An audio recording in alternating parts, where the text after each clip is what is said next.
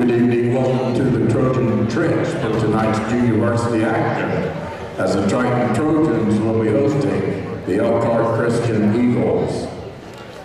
We'll introduce our starting lineup for our junior varsity game. First for the Eagles, number 3, Malachi Redmond. Number 10, Liam Elkins. Number 12, LJ Devere. Number 20, Owen Gorsuch. Number 22, Kaden Wooden. Elkhart is coached by Cliff West. And now the starting lineup for your Triton Trojans. Number 5, Dante Workman. Number 10, Jason Hay. Number 14, Kaden Large. Number 22, Evan Bryles. And number 24, Jacob Pitney. Triton is coached by Taylor Long. Our officials, the referees, Eric Sarver. The umpire is Paul Walker.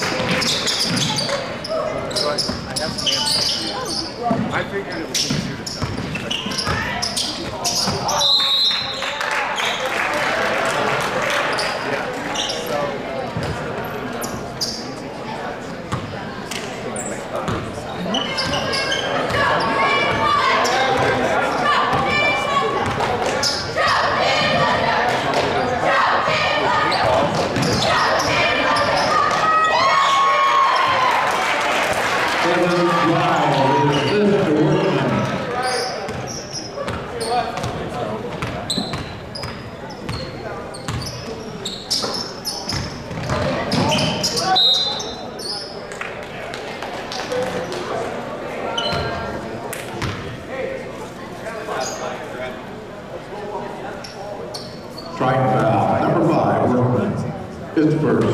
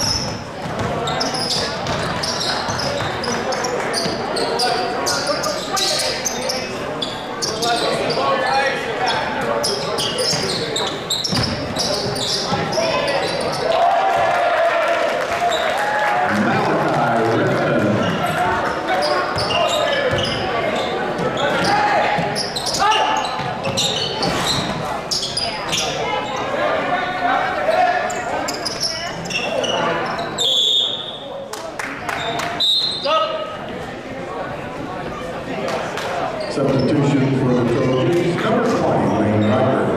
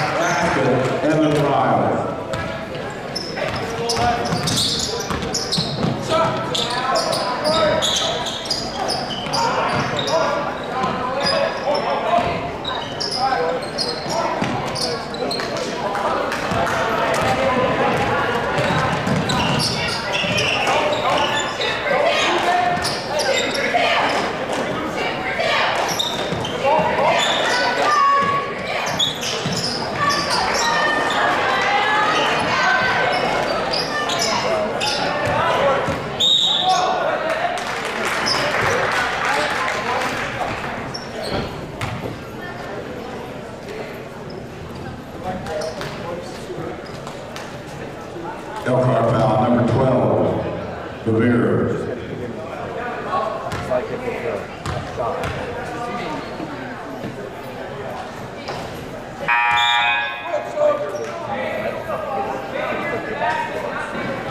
Checking in for Triton, number 14, Kaden Margo.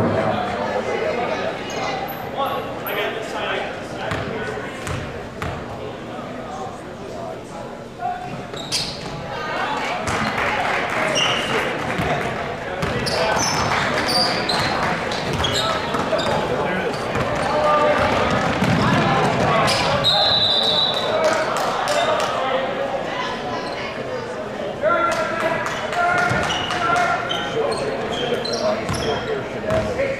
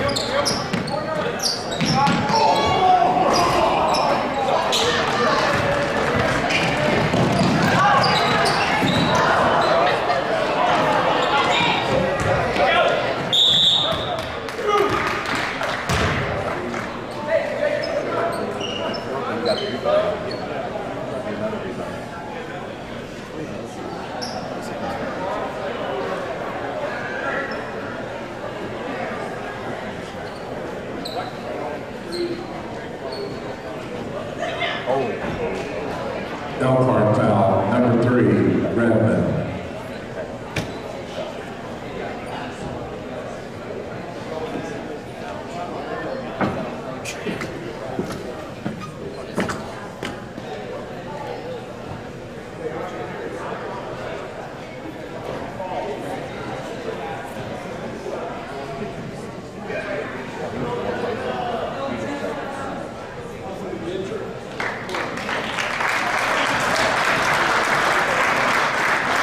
Substitution for Elkhart Christian, number 24, Justin Hannon.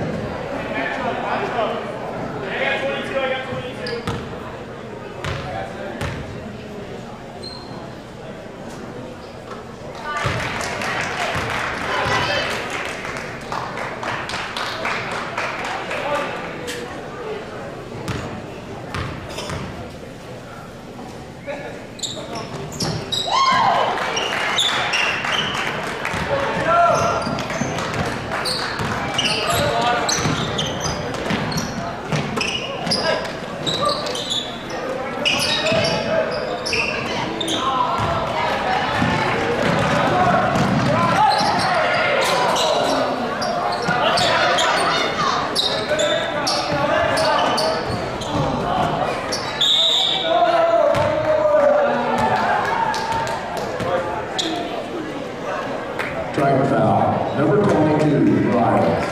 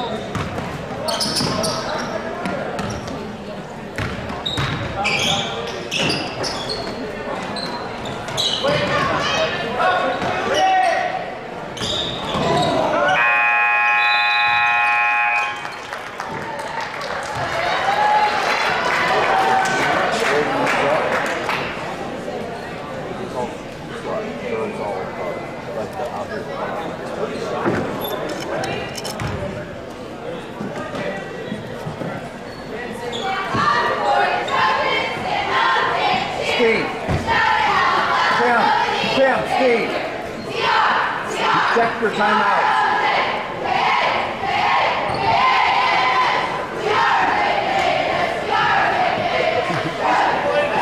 Huh? No.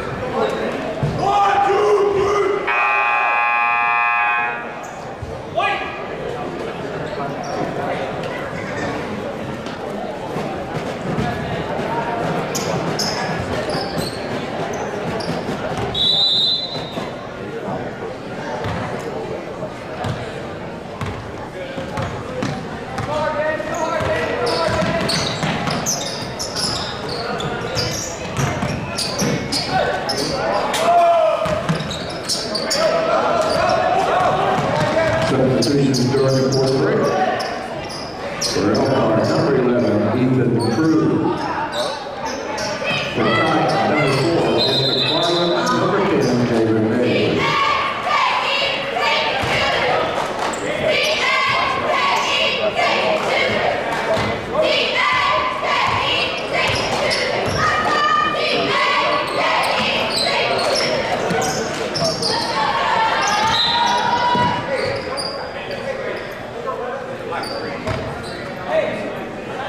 Elkhart foul, number 3, Redmond, his third.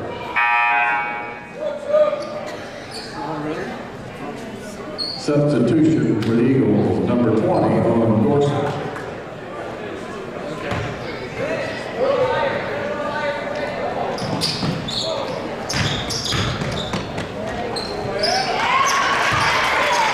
Kevin Riles.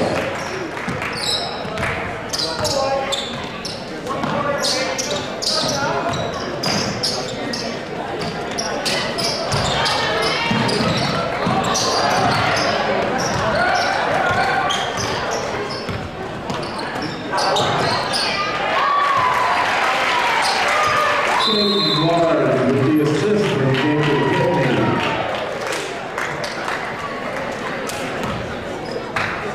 Second time out.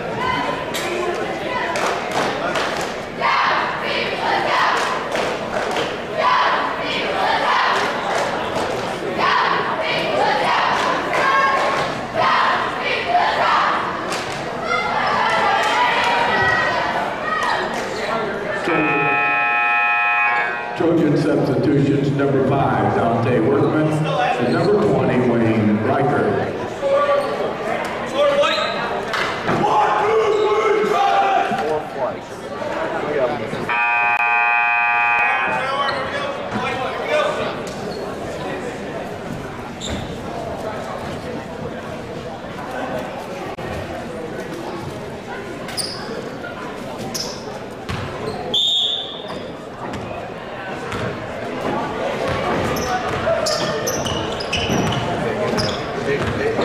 Thing was they ended up.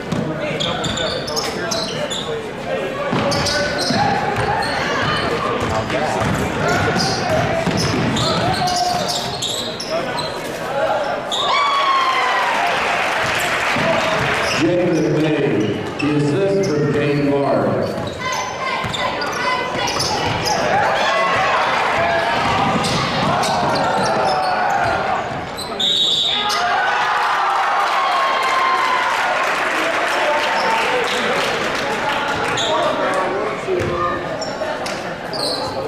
Elkhart foul, number 10, Elkins, his first.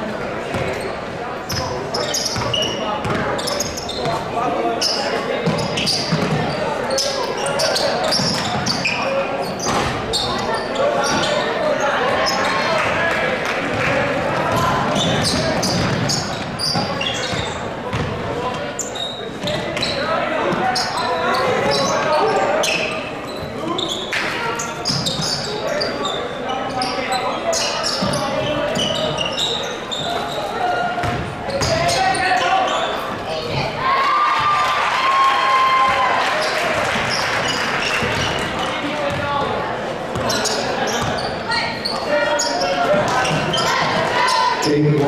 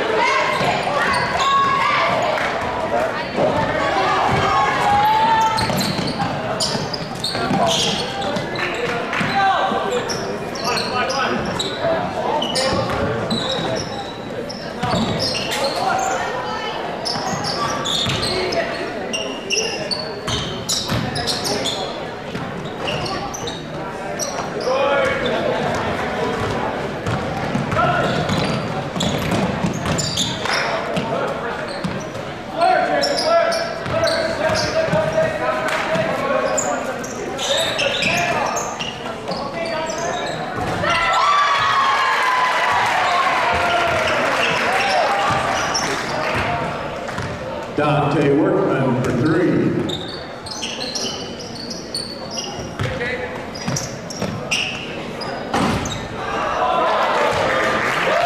Liam Elkhart for 3.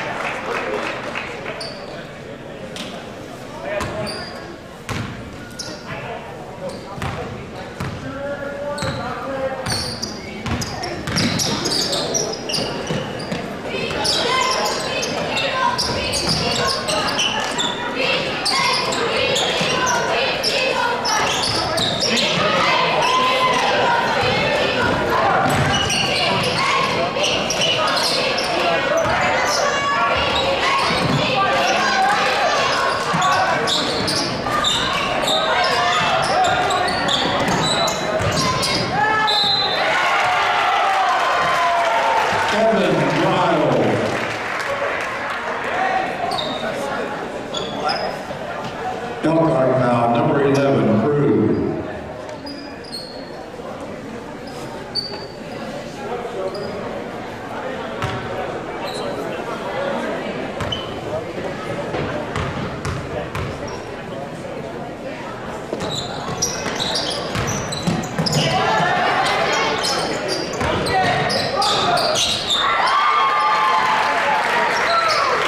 Kaden 15 for 2.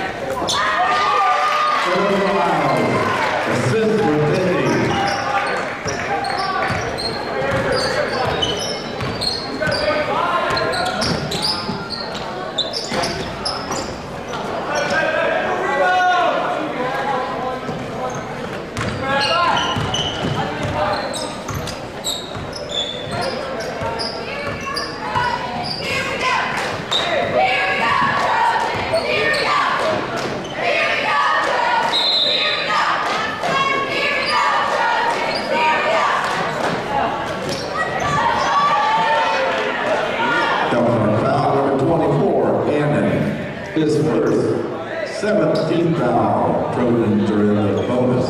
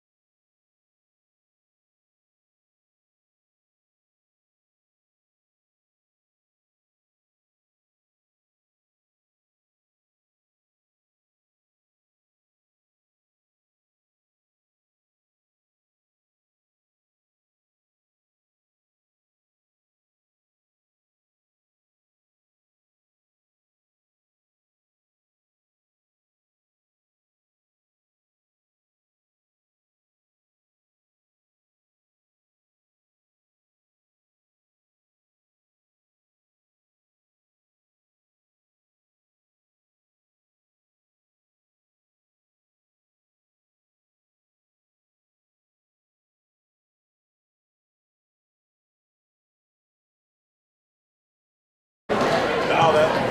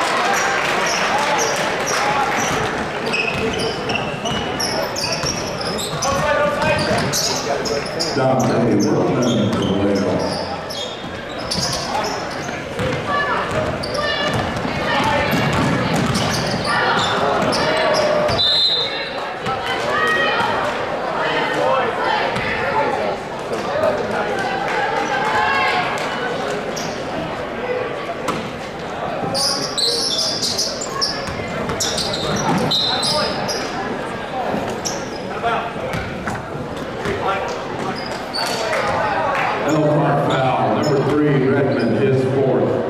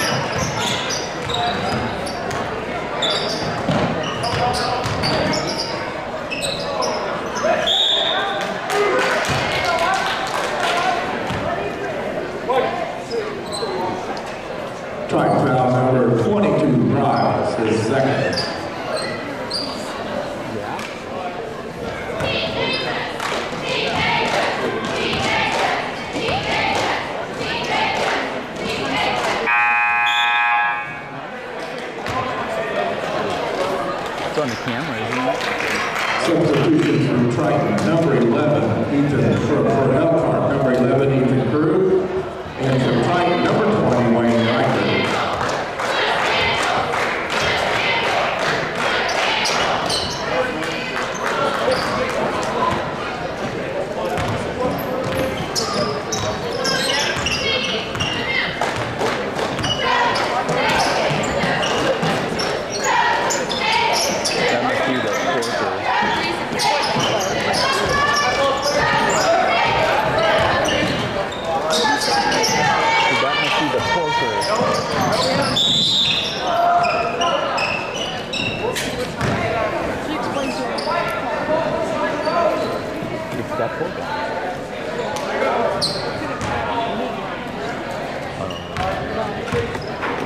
Got that for copyrighted.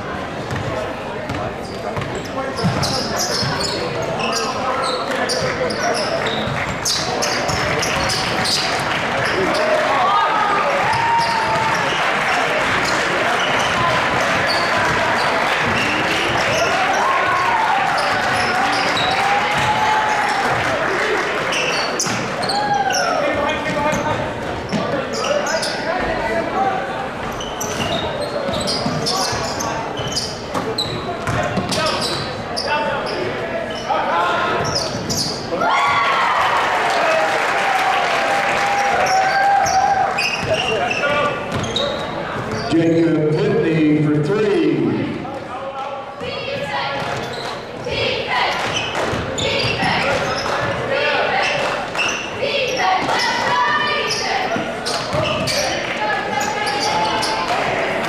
Triton has a 35-point lead, so we will have a running clock from here on out.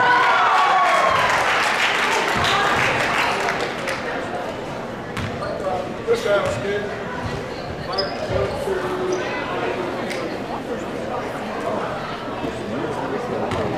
Elkhart foul number 12, Lemler, is third.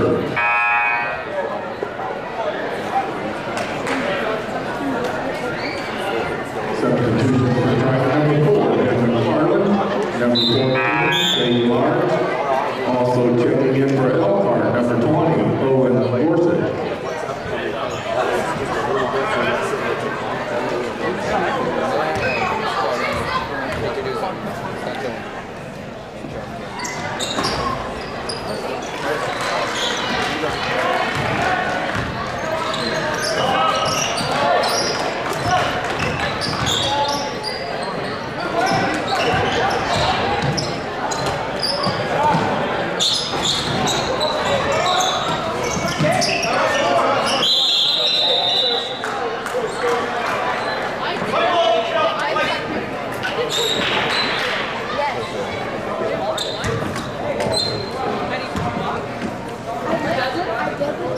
They pushed this. They would have got it. Because the bounce is too much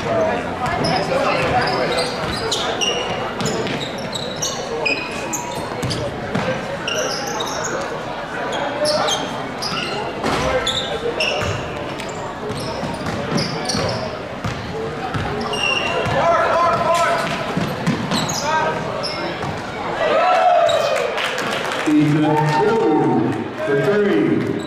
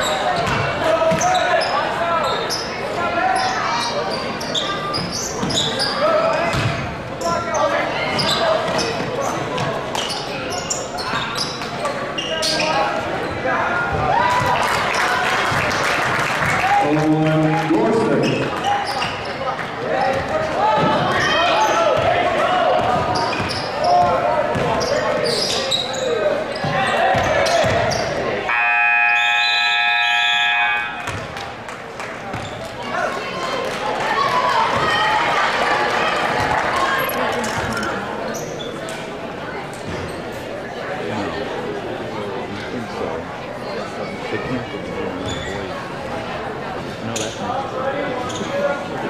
Something's going on. No, there's nothing wrong. It's supposed to be 10 girls that go do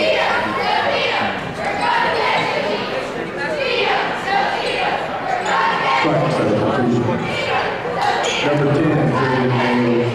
Number 24, Trent.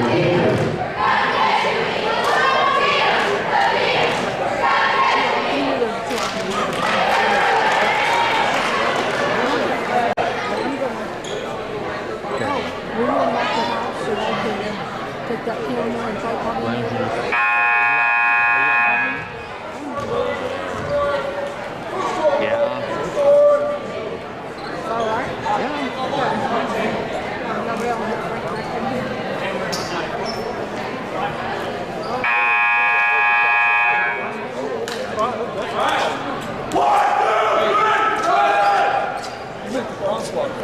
Upsound at the bank. Stoplight. Yeah. Got plowed out. Yeah. Maybe it'll be upside down. Thank you.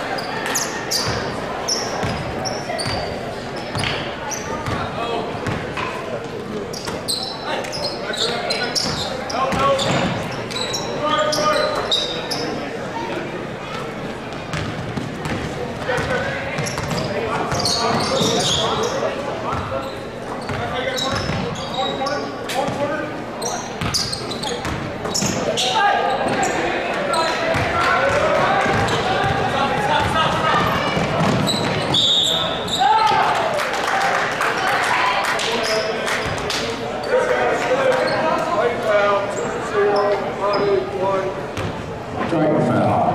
Riker.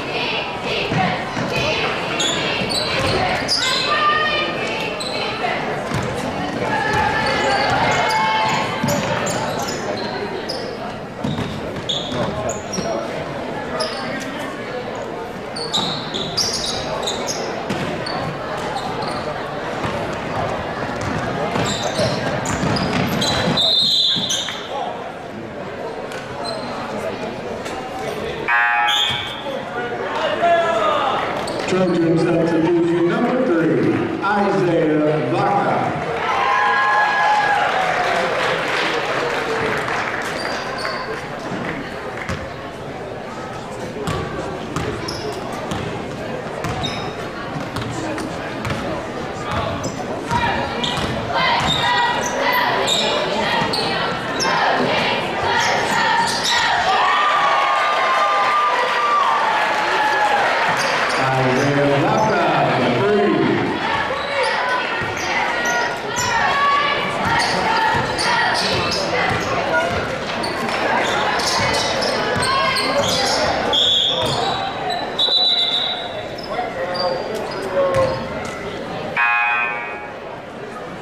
Triton foul number 10 made.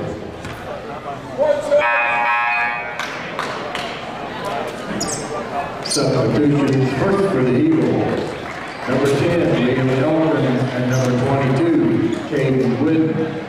For Triton, number 34, Tanner with Hoyle.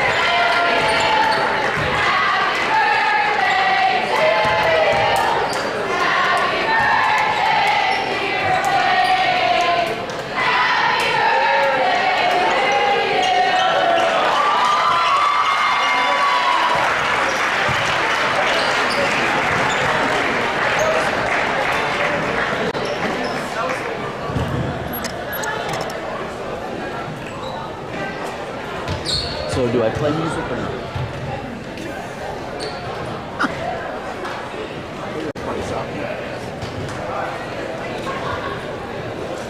Then Don's gonna talk.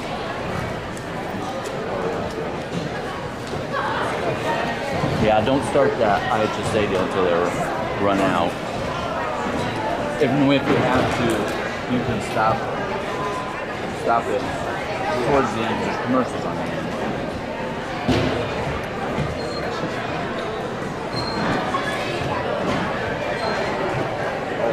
Fuck that.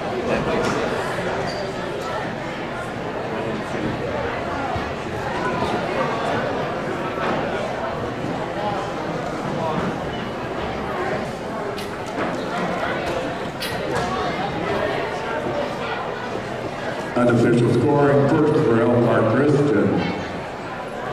Revere, 2 points. Witten, 2.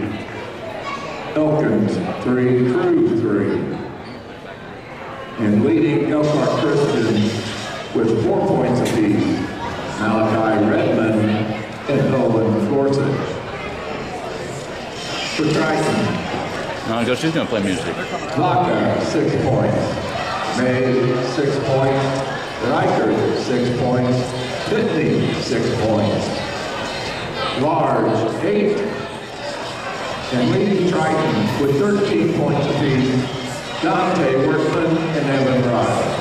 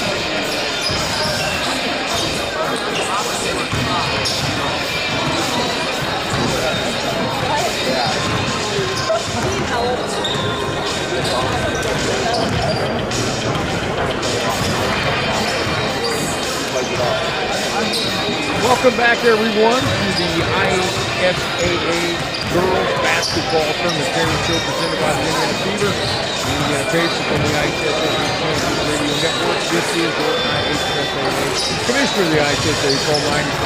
Commissioner, congratulations. staff, member institutions, community, because this is not a foregone conclusion to be able to play all of these games for the tournament. That's the situation we have with coaches. Gas station. That's the porker. The other one's bacon. Staff we have here at the IHSA, you know, they're just constantly on the phone with schools and working through issues and problems and trying to find paths to participation. And, you know, they've done a great job with it, and here we are. And again, it's real simple. I don't want to do this anywhere else than here in the state of Indiana. What are the lessons that you took from last year's experience and have applied to now dealing with this for a second consecutive year? Well, I think we always have to be grateful. We always have to be, we take that Christmas spirit and that Thanksgiving, and we remember to be grateful throughout the entire time, because we know what it's like when we don't have the opportunity to participate. We went through that.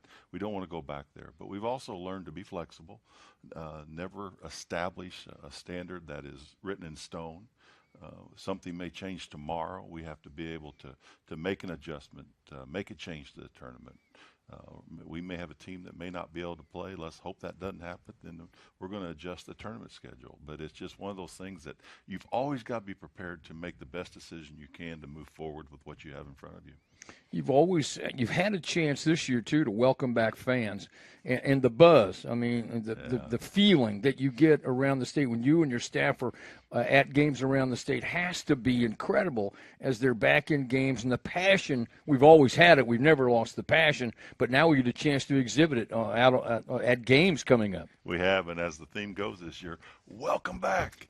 You know, and we're really excited to have our folks back. And I've been out in games. I was just at one last night, and you know, the gym was full, and the fans were loud, and the cheerleaders were, both teams were there. The pep band was playing, and you know, you just can't get that anywhere else. It's just exciting to be able to get out there, and we still encourage our folks, go out and support that school that is in your community, because those kids appreciate it so much. I know that our focus tonight is what's going to happen the first week of February, the sectional round. Let's fast forward to the last weekend of February in terms of the state championship. Last year, the games were structured differently. Basically, you went to one game, not to all four games.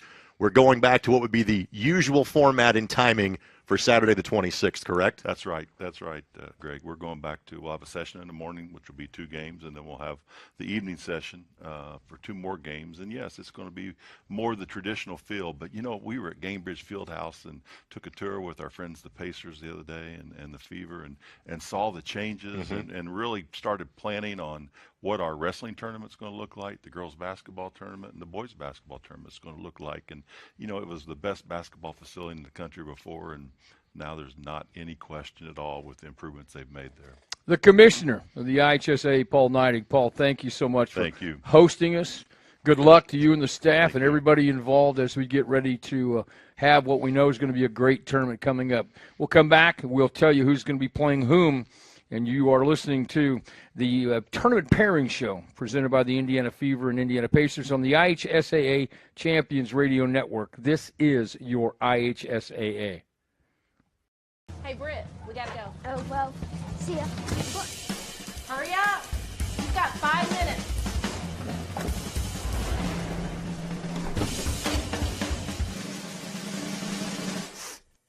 We're going to be late.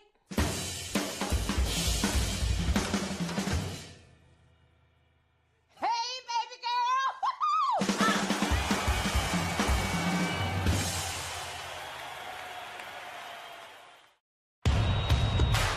This is your IHSAA. This is your state. This is your high school. This is your athletic association. Fans, I'm IHSA Commissioner Paul Neidig, and we're here to make sure that all of this remains yours. This is your state. This is your community. This is your IHSAA. Inspired by touch, by play, by listening and laughter. Inspired by family gatherings and one-on-one conversations. Inspired by long walks, long lives, and lives simply lived well. Inspired by compassion, by healing, by grace and strength. What inspires us at Franciscan Health is you. Franciscan Health, inspiring health. Welcome back, everyone. Glad you could join us for the 2022 Indiana High School Athletic Association's Girls Basketball Tournament Pairing Show presented by the Indiana Fever and the Indiana Pacers on the IHSAA Champions Radio Network. This is your IHSAA. We begin with Class A in the North. Sectional number 49, Morgan Township will be hosting that. On Tuesday night, Morgan Township will play Washington Township. Game 1 on Wednesday, Covenant Christian of DeMott will take on Couts. The second game on Wednesday at Morgan Township will be Marquette Catholic and 21st Century Gary. Hammond Academy, S&T, will take on the winner of the Morgan Township-Washington Township matchup from Tuesday evening. Greg, you look at this. You've got a Washington Township team with 14 wins. Couts ranked number 11, having a tremendous year. Pretty interesting there at the top two. Yeah, let's go back to when these two teams met back on November the 30th. Couts won that game by a score of 52-46. Couts made it to the final of the Porter County Conference Tournament, lost to an undefeated team in number 1 in Class 2A, South Central of Union Mills, last night. Covenant Christian also having a very solid season, but Couts handled them with ease when they played on Thanksgiving weekend, winning that one 63-42. So again, Couts and Washington Township draw your attention. Couts is the favorite here in this 7-team sectional. Sectional number 50 at Culver Community. Tuesday evening's game is La Crosse taking on Oregon Davis. Game 1 on Wednesday. Trinity at Green Lawn will play Argus. And game 2 on Wednesday night, Triton versus Culver. Friday night, the West Central will play the La Crosse Oregon Davis game in semifinal number 1 on Friday night. Greg, Argus, La Crosse, double digits. Triton, you have 3 teams with 12 wins or so. Makes for a dare I say it already, a balanced section. And lots to talk about here in section number 50. First of all, welcome to Trinity at Green Lawn. This is their first girls basketball state tournament, so best of luck to them in their debut performance. Triton is the defending sectional winner from a year ago. They made it to the regional final before losing to Pioneer. La Crosse and Argus are both undefeated against sectional foes. They do not play each other during the regular season. And congratulations to La Crosse. They've got 13 wins on the year. Last year they had 4. They're one of the smallest public high schools in the state. Their enrollment, 110 students. They're going to play Marquette Catholic and South Central of Union Mills this week. So La Crosse is going to learn a little bit more about just how good they are this week. And by the way, worth noting, Oregon Davis, Terry Minix, the legend, retired after 28 years as their head coach and numerous trips to the state championship game. His daughter, Aubrey, is now the head coach at Oregon Davis. Sectional number 51 at Bethany Christian. Tuesday evening, Elkhart Christian will take on Lakewood Park Christian. Game 1 on Tuesday night features Fremont and Bethany Christian. On Friday night, Fort Wayne Blackhawk Christian will play the Elkhart Christian Lakewood Park winner from Tuesday night. So Greg, Blackhawk with 15 wins, Bethany Christian with 10 wins. Hard to not like this Blackhawk team. Yeah, Blackhawk Christian is the best team in the sectional, and they got a great draw going all the way to the semifinal. They are ranked number 9 in the state, and it was their closest game against a sectional foe when they beat Bethany Christian earlier this year, 52-38. Blackhawk Christian has won this sectional the last 2 years, and they're the favorite here in sectional 51. Sectional 52 is at North White. Game number 1 on Tuesday, the only game on Tuesday. Number 12, Caston, will play Frontier. In Friday night semifinal action, the first game features South Newton taking on number 12 North White. Tri-County will take on the Caston Frontier winner in the second game of the semis on Friday night. North White, 14 wins. Caston, 15 wins. Both teams are ranked. What more do you need? Let's talk about who is not here, and that is Pioneer. This is the sectional they exited right, and now are in 2A, so that's why this is a 5-team group. You talk about North White and Caston, both tied for 12th in the rankings. North White beat Caston 42-29 when they got together. It was back in the middle of November, on November the 12th. North White has not lost to a 1A school this year. So again, North White, Caston, the two favorites, with North White having the advantage in the regular season meeting. and we appreciate you joining us. You're listening to the 2022 Indiana High School Athletic Association Girls Basketball Tournament Pairing Show, presented by the Indiana Fever, Indiana Pacers on the IHSAA Champions Radio Network. This is your IHSAA.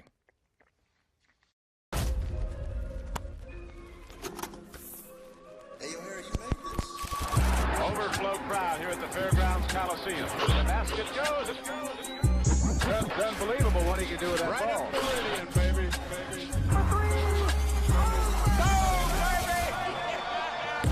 Pounding it home is Sabonis.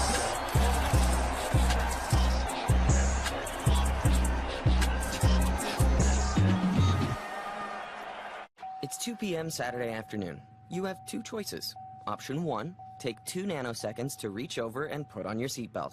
Or option 2, decide it's too much work for a Saturday and don't put on your seatbelt.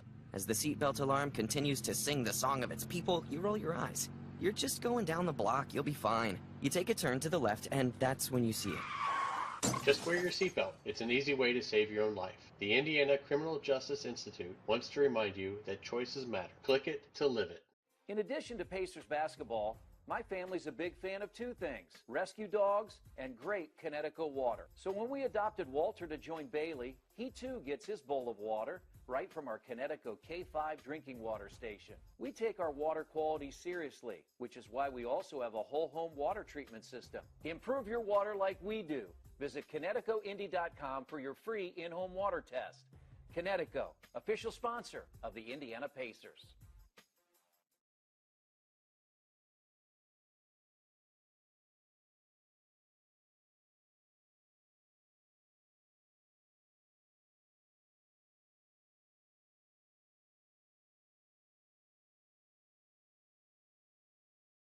All right, welcome home, Triton Trojan fans, for this edition of Triton Boys Basketball. I'm Andy O'Hara alongside Kenny Barnhart and the Hall of Famer Orion Lemler here for the Triton Trojan Sports Network.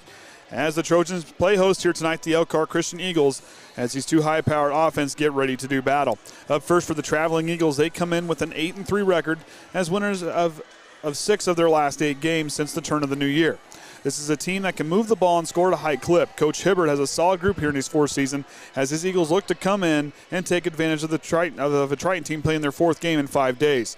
The Trojans have defended their home court well this season, losing in only one of those contests, and that was against Northwood. They have dominated the Eagles in this series, and the senior-laden group is going to look to continue to build momentum and battle adversity on this game after competing in a physical Hoosier North battle last night. Coach Gross has his varsity team fully intact and the depth is there again.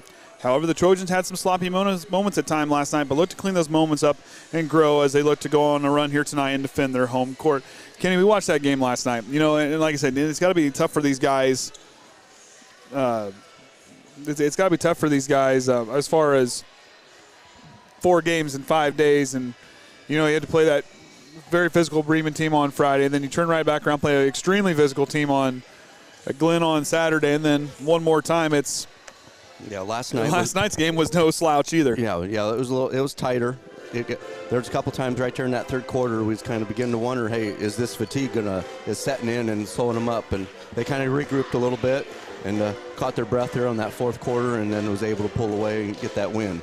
You know, and like I said, one thing with these Trojans, what they do, I mean, we saw them kind of find different ways to score and finding different ways to score, rebounding the basketball, doing their defense, really create opportunities on the offensive side. They've got to get back to doing that, moving the ball, communicating, and just moving with purpose, and out there just doing what they do best. Like I said, creating havoc and taking advantage of creating havoc for the other team. Well, you had that last week. 2 players was out. That was that's in that rotation. So had them back last night.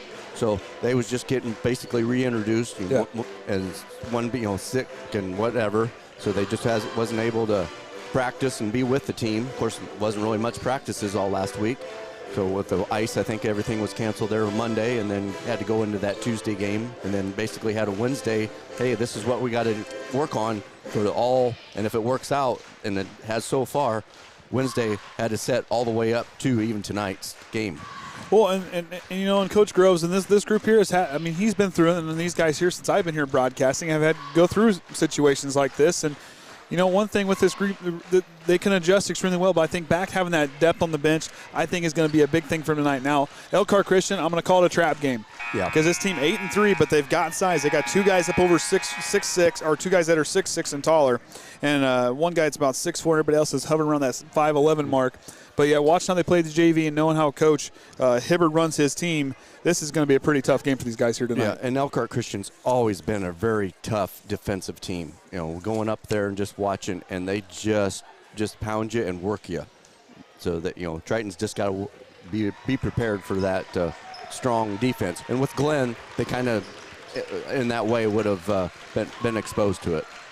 And then, like I said, in this Elkhart Christian team, I mean, they went to overtime with Bremen, a team that Triton had a battle with for most of that game there in the Bi-County semifinal. And, I mean, they played tight with Lakeland Christian, and Lakeland Christian gave Triton some fits there in the first half of that game here at home. So I think tonight they got to be on point, and they've got to be playing their style of basketball here tonight. You know, like Tyson had his good game high last night, 24 points or something like that. So, you know, sometimes you get when a player has a great game, sometimes that next game it seems like they fall off. So if Tyson can't get it, we've got to get that next guy to step back up. So with that being said, as we get ready for the national anthems, this matchup nearing tip-off, we'll have 2 teams ready to do battle as it's Eagles versus the Trojans, and the Trojans are back here at home tonight at the Trojan Trench, and that's next right here on the Triton Trojan Sports Network.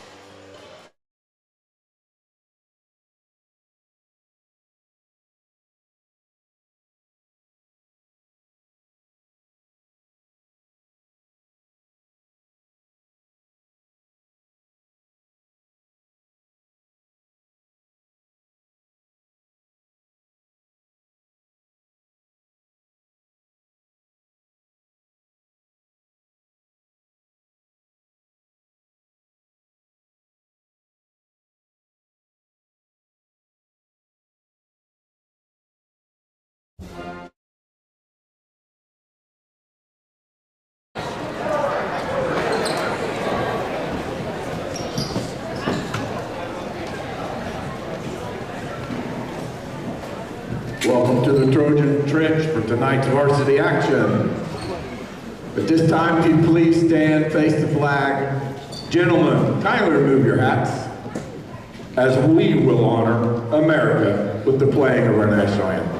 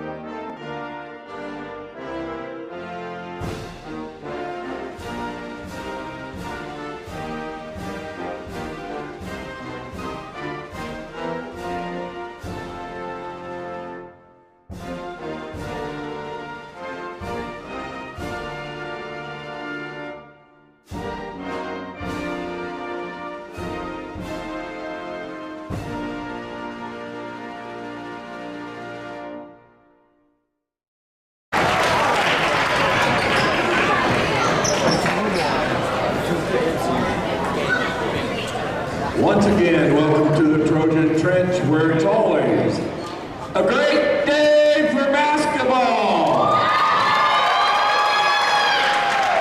Now let's meet the starter first for our guests, the Elkhart Christian Eagles.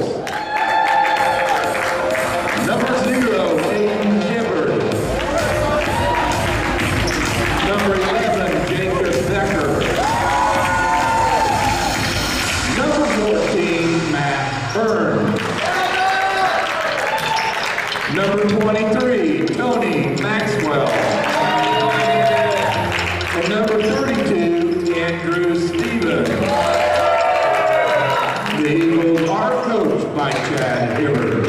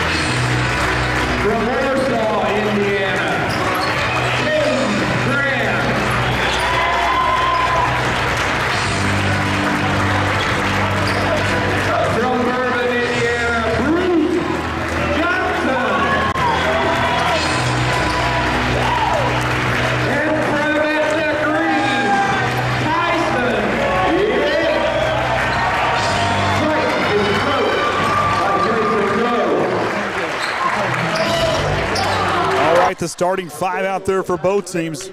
Starting off for the Elkhart Christian Eagles, Aiden Hibbert, Bo Cox, number 11, Jacob Becker out there with Matt Burns and Tony Maxwell. No. Did I miss somebody? Yeah. No, excuse me, number 5. I'm sorry. Jacob Becker, Matt Burns, Tony Maxwell, and Andrew Stevens. As Stevens is going to tip off against Caden Graham, Cole McKinney, Bruce Johnson, Tyson Yates, and Ashton Oviedo, the 5 are there for the Trojans.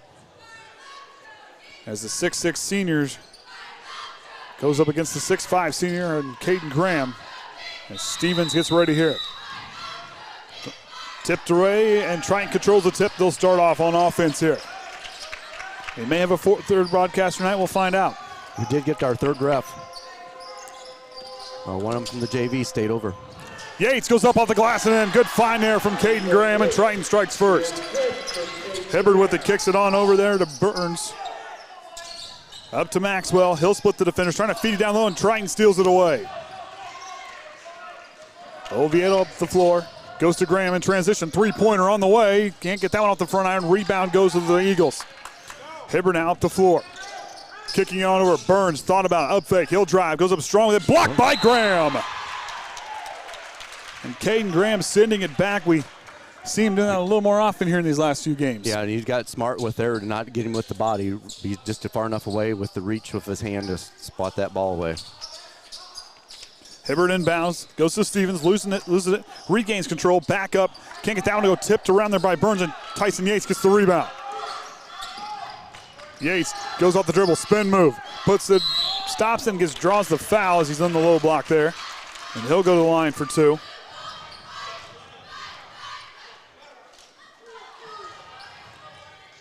And Caden Graham coming in tonight, go back to the blocks, 12 blocks on the season for him.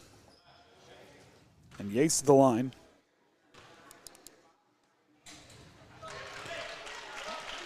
.72% free throw shooter coming into tonight. Must have got her nails done. She's back. I wasn't getting my nails done. I was having dinner. Priorities. Hey, I made it back. That's all that matters. It works. Yates takes it away. Up the floor, tipped around, and Elkhart Christian takes it right back. Maxwell now on the attack. Leaves it for Hibbert on the right wing. He'll drive. Back down the low block, knocked away by Johnson. Yates tries to save it, keep it alive, but can't. And it'll stay.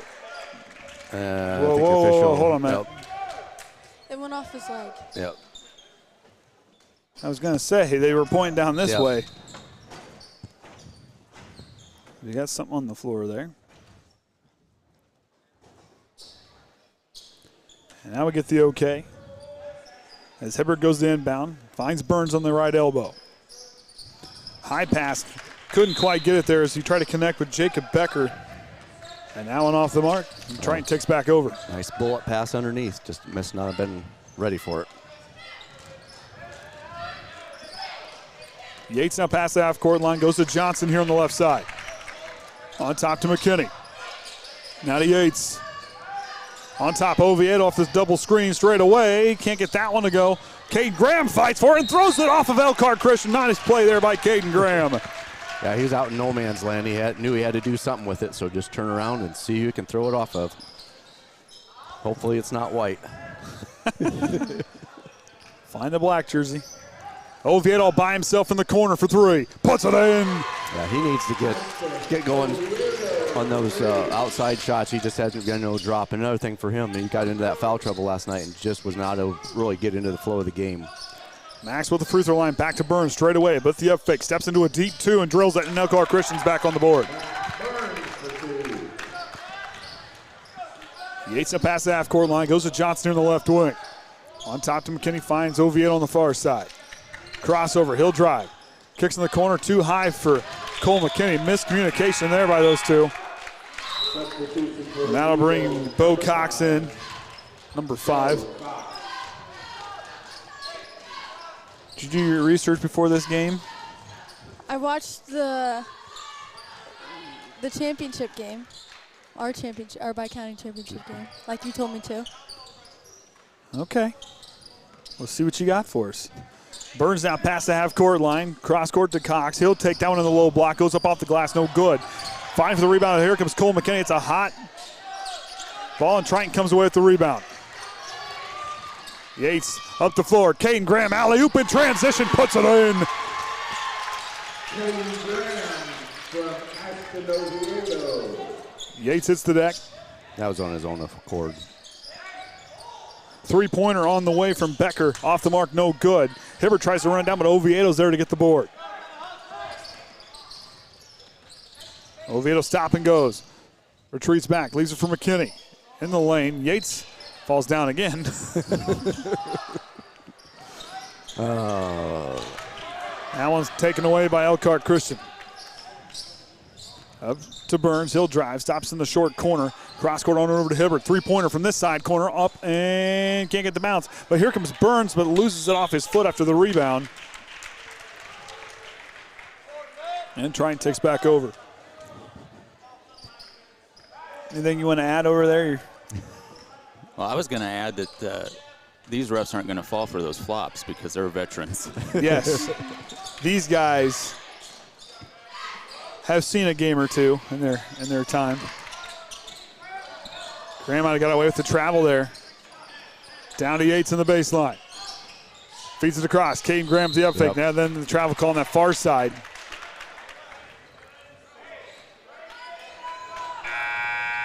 And Cole Shively will check in.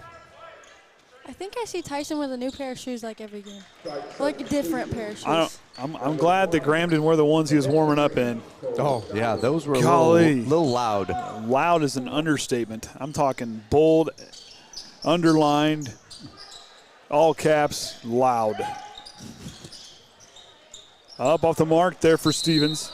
I get a foul call or out of bounds. We bobbled the ball.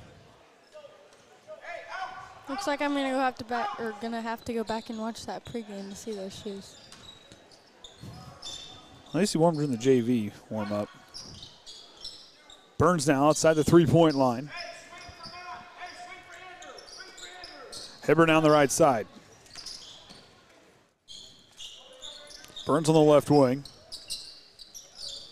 Threads the needle down to Stevens. Burns will try a corner three, contested and puts it in.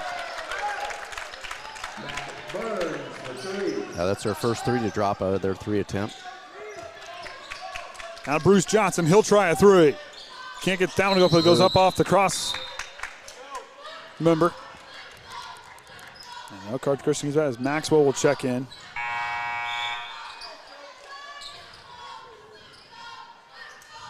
Substitution for Eagles, number 23, Tony Maxwell.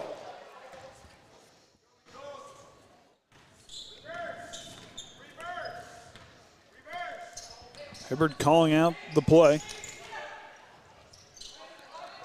Burns down the corner. Back to Maxwell, quickly on over. Here to the near side. Burns now will try a short two off the mark. Yates pushing it up the floor. Oviedo now in transition. Crossover, step back jumper on the way. Can't get it to go. Stevens with the rebound. Maxwell in transition. To Burns. Down to Stevens, big man, kicks it back. Maxwell now to Becker. Becker up the fake, short corner jumper on the baseline. Oh, no good there. As Burns goes up strong, knocked away by Bruce Johnson. Burns fighting through and goes up. We'll get a foul call. They're going to say on the floor. Got to give Burns some serious props there. I mean, he was just getting hounded, and he held right with it. That foul's on number 5, Cole McKinney. That's his team's first. And a three-player swap as Johnson, McKinney, and Oviedo come out as Connor Large and Kaden Graham and Chandler Westaver all check in. Substitution for Triton, number 4, Chandler Westaver. Number 22, Bruce Johnson. And number 33, Connor Large.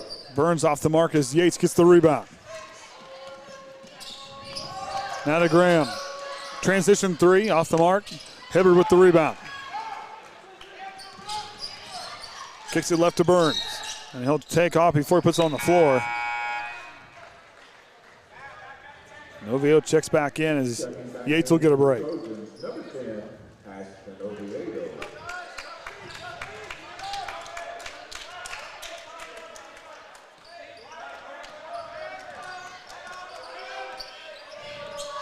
Oviedo now goes to Shively on the left side, on the right side. He'll drive.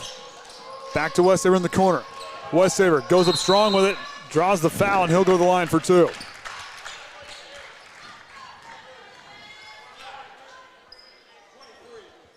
Fouls on number 23, Tony Maxwell. That's his first, team second. And Westaver will go to the line, like you said, for 2.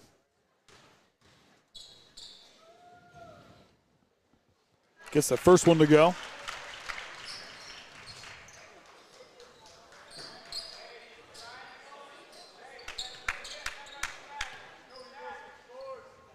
Second one on the way. 2 strong off the mark. Stevens gets the rebound. Here come the Eagles.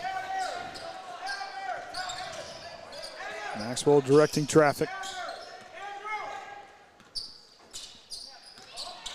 Works the screen left, goes back, reverses it back to Burns. Now to Hibbert, didn't quite get it there, and here comes Oviedo. And Oviedo will get fouled. I guess you'd call that a turnover. Fouls on number 0, Aiden Hibbard. That's his first, team's third.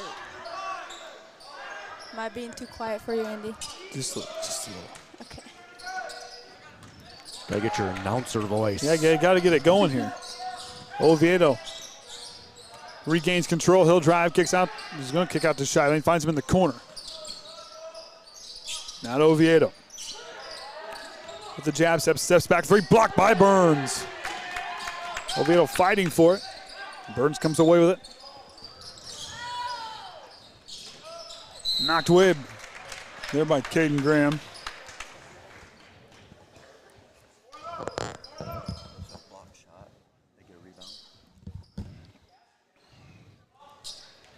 Up to Burns, top the key. Now to Maxwell on the right side. He'll work, retreats back. Becker down into Stevens. Here comes the double team. Up top to Hibbard. Becker now patient.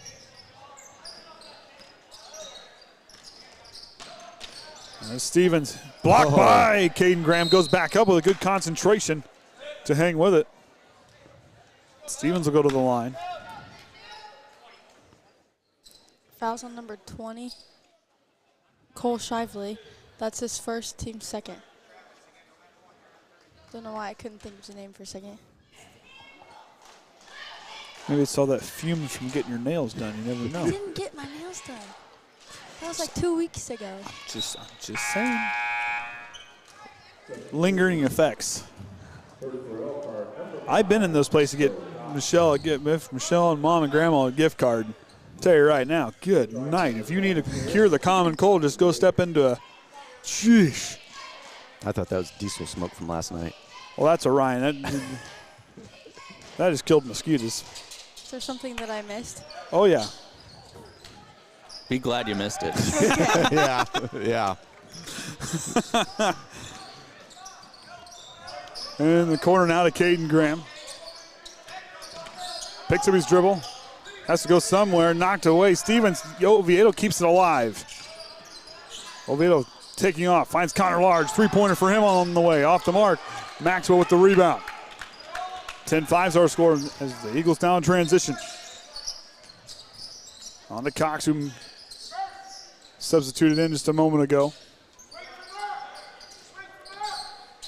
The lefty will try a corner 3 and drills it and cuts the lead to 2. Yates now up the floor. Triton looks to hold for the final shot.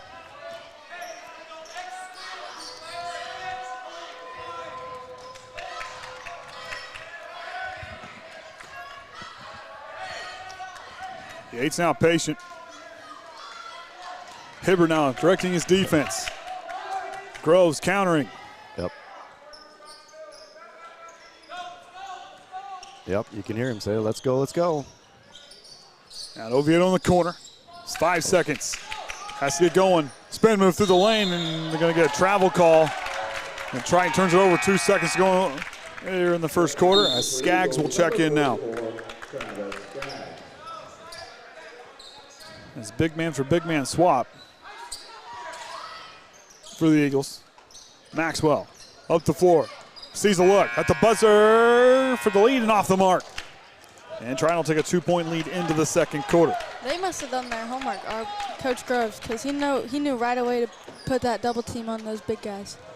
Yeah, you know, when watching the tape on this Elkhart, I mean, these guys here, they're physical, you know, and I think that game against Glenn, I think playing Bryson Hannon how to double a big post player. I think Triton did a good job kind of taking away the scoring for Hanna, but at the same time, he was able to create another spices. But I think that we'll see what the Trojans can do here. You know, last night a very physical game against Winnemac was tough for these guys last night.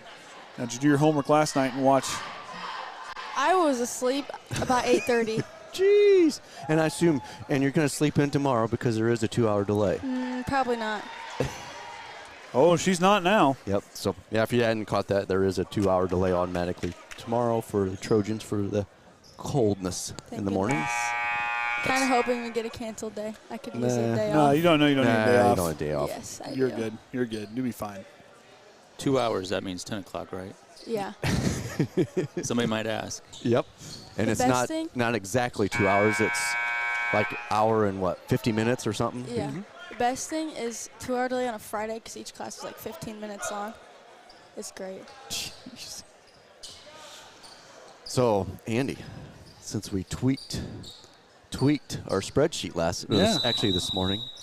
Yeah, why does it have different colors? Oh, well, we added a few things. We're going to keep track of rebounds and steals. Oh. So right now, Elkhart's outbound rebounding Triton 9-7, but we've got 2 and they've got 1 steal. Speaking of steals, Triton steals it away there. On to Shively in the corner. He'll drive baseline, goes up to Cole. Shively puts it in. So it's not just turnovers anymore. No, Oh, no. You got really focused now. We started talking last night and we thought we'd just tweak things a little bit. Try it. See how it works. Dang it. Maxwell caught in the triple team. Another steal. You just had to use And then steal back. had to add the rebound button. Oh, not quite. And the what? You had to add the rebound button. Yes, that is a big stat. Yeah, I know. I am aware. You're not over there writing anything down, so. Well, no, I didn't have to. I did it all in my head. Did it all on my watch. Yeah, you did it all on your watch. Yeah. I did do it on my That watch. is the truth. Oviedo steps away as he waited too long. He waited too long as he kind of hesitated there as Cox had a chance to disrupt that one. Skaggs finds Hibbert down low but couldn't quite connect.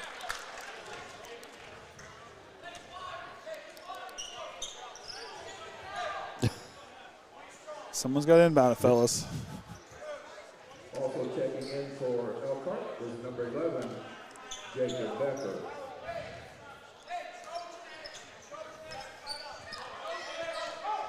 Yates off the floor. Goes to Graham in the high post. Back to Yates. He'll drive. Retreats back. Goes up into it. Burns hits the floor. Skip pass. Yates hands off to Oviedo. Yates sees a spot in the lane, leans into that one off the glass. No good. Tipped around. Johnson there to get it. And big shot. Bruce puts that one in. That was a lot. But hey, if you get those offensive rebounds, you can make that happen. So Triton coming out here. 4 points here in the second quarter. Yeah, Elkhart Christian, I think he just started to see something. He needed to get these guys pulled over and point it out. I think coming out there with those 3 guys out there on the perimeter really kind of disrupting the ball handler, I think might be making an adjustment for that. I mean, because last couple of times down the floor, Elkhart Christian is not quite on point with their passes. Yeah, getting that, just coming a little bit different on that defense out there. And you say just point it out to them and hopefully they can get the ship righted for them. The Trojans, like we said, the big thing is forcing, by our count, 9 turnovers with a team that putting up over averaging about 16 points a game on points off of turnovers. So they don't waste their opportunities when they force a turnover, which is a big stat for this group. Oh, there it is. Hey, I didn't have 2 papers. I didn't know what I was doing. Oh, we'll get you taught up there, Rook. We'll get you coached up here, Rook. Burns now from the high post off the mark. Yates hangs with the defensive board, working against Hibbert. Hibbert fighting for it. Really disrupting Yates. Now to Shively by himself for three. Puts it in. Cole Shively from straight away.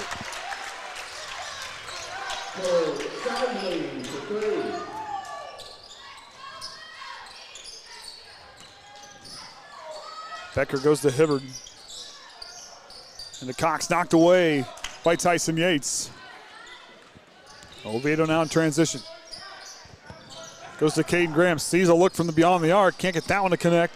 Yates fighting with Hibbard, or she's fighting with Skaggs, who comes away with the rebound for Elkhart Christian. Hibbard crosses over. In the corner now to Burns.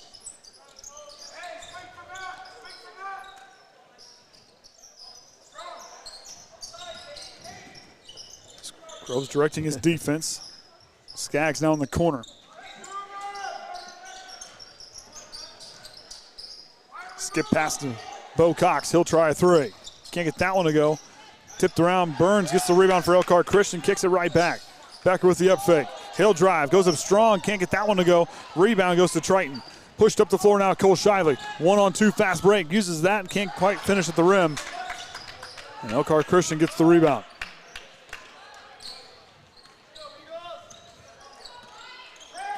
You had a look, didn't you? Yeah. Yep.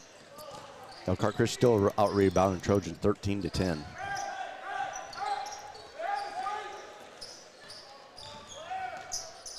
Becker surveying the floor. Had to thread the needle as Yates was there to knock it away, but Hibbard regains control. Can't get the roll to go with Bruce Johnson, gets the rebound. Now to Shively. In the corner to Tyson Yates.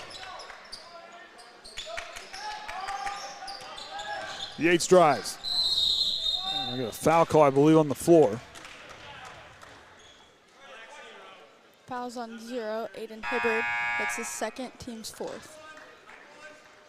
You know, Kaden always said if he ever got to pick a number, if 0 is available, that's the number he'd want.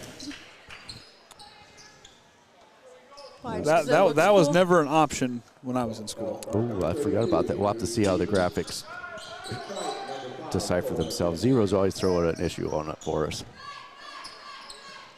Now to Johnson with the up fake. Back to Oviedo, he'll drive. Goes up strong with it underneath and gets it to go. Let's get him up to 5 points. Him and Shively each with 5. We'll take a full timeout.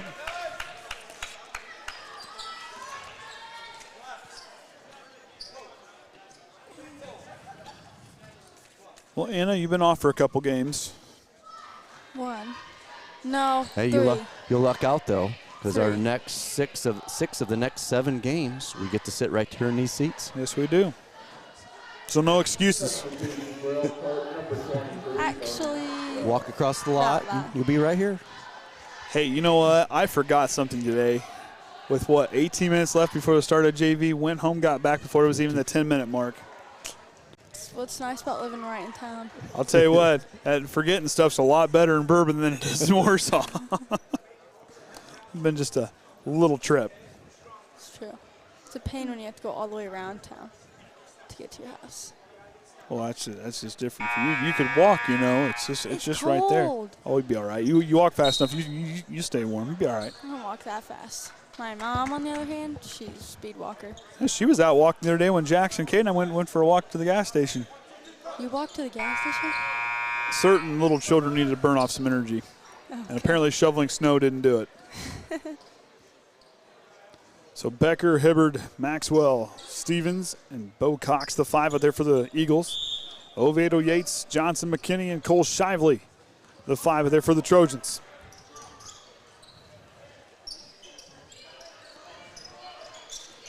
Cox hands off to Becker. He'll drive. Feeds down to Stevens. Nice move there, and they can't get that one. As Stevens hits the deck, Yates somehow keeps it alive on the defensive rebound. Cole McKinney sees the lane. Goes all the way through. Kicks out. Bruce Johnson, corner 3 on the way. Puts it in.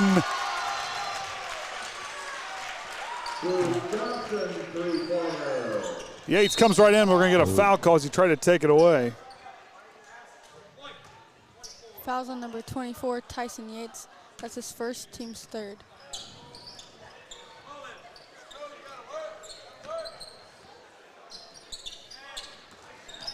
River gets freed up. Elkhart Christian still trying to find that first field goal here in the second quarter. Maxwell in the corner now. Bo Cox with the runner. Speaking of, gets their first field goal to drop. Trying to cut that lead now. It's down to 12. Yates top the key. Goes to Oviedo. Off the screen. Three-pointer on the way. Can't get the roll. Rebound goes to Elkhart Christian. Cox goes to Maxwell. They'll work it back and forth. Becker now top the key. To Stevens on the left side. Maxwell.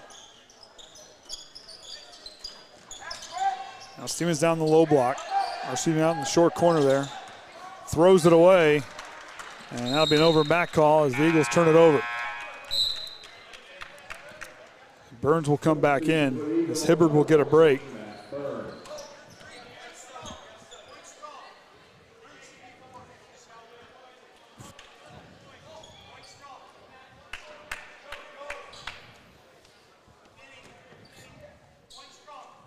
Clothesline myself up there.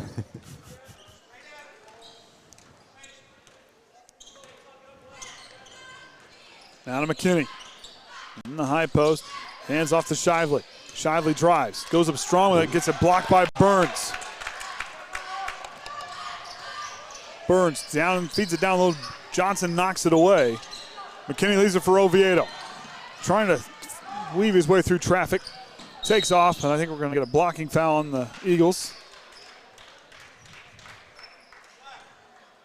Foul's on number 23, Tony Maxwell. That's his second, team's fifth. Josiah Schrock will check in, number 2 for Bo Cox. Scoreboard.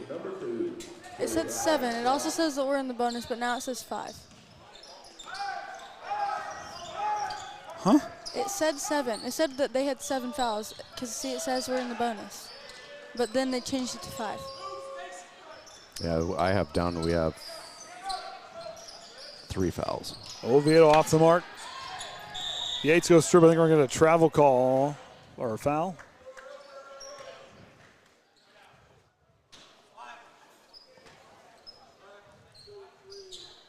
Foul's on number 23, Tony Maxwell. That's his third, team 6th.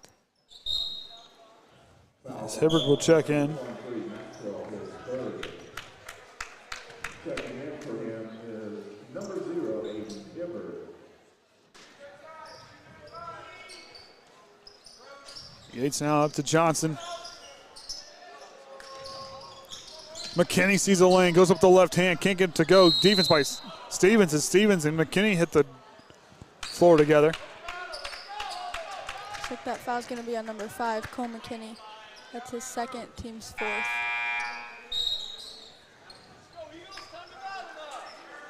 Three-player swing.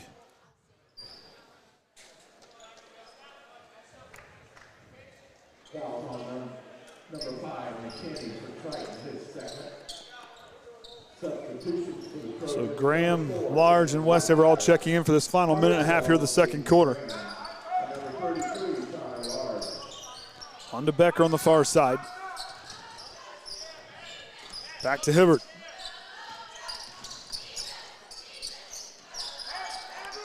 Burns down the right wing, he'll drive, spin move, pull up jumper off the mark, off the side iron, no good. Yates gets the rebound.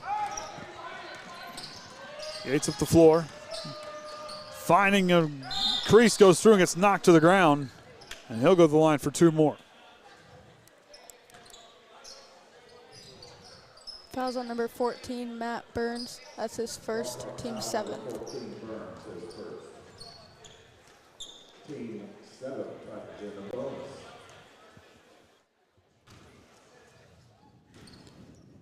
Yates' first free throw goes in. Quick meeting there in the lane for the Trojans as Johnson directing. Yates' second free throw goes in.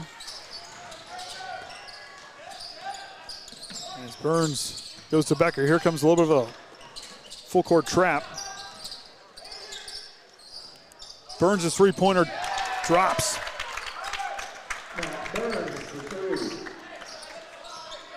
Chandler Westover all by himself for three. Can't answer back. Hibbard now with the basketball in transition. In the corner. Schrock goes through, gets it tipped away. Caden Graham stops, goes to Westover. 30 seconds to go here in the second quarter.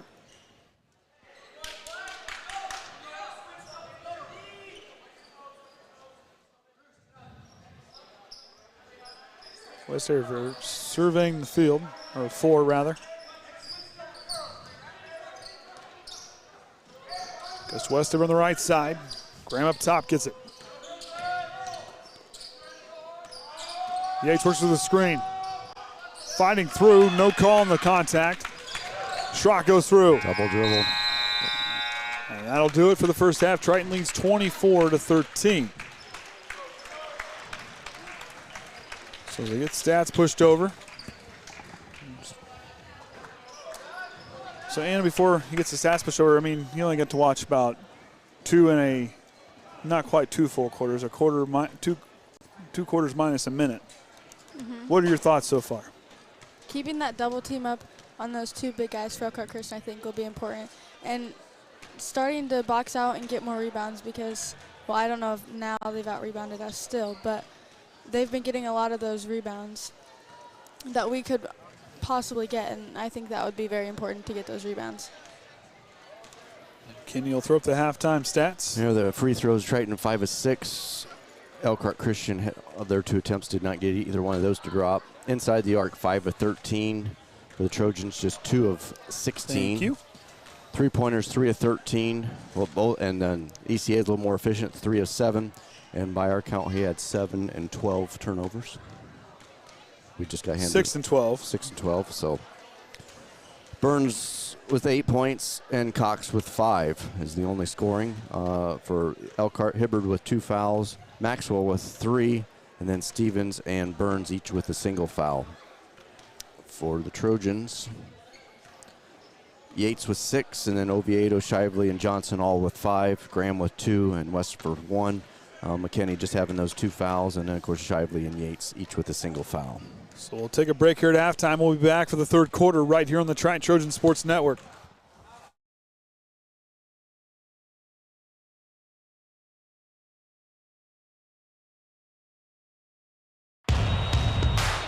This is your IHSAA. This is your state. This is your high school. This is your athletic association. Fans, I'm IHSA Commissioner Paul Knighty, and we're here to make sure that all of this remains yours. This is your state. This is your community. This is your IHSAA.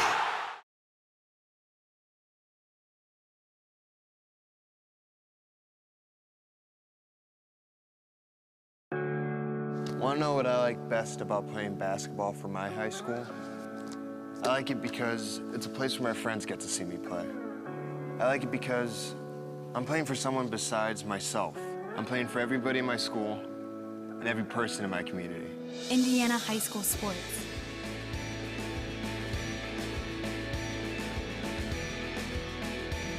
They're more than just a game. Come and see me play.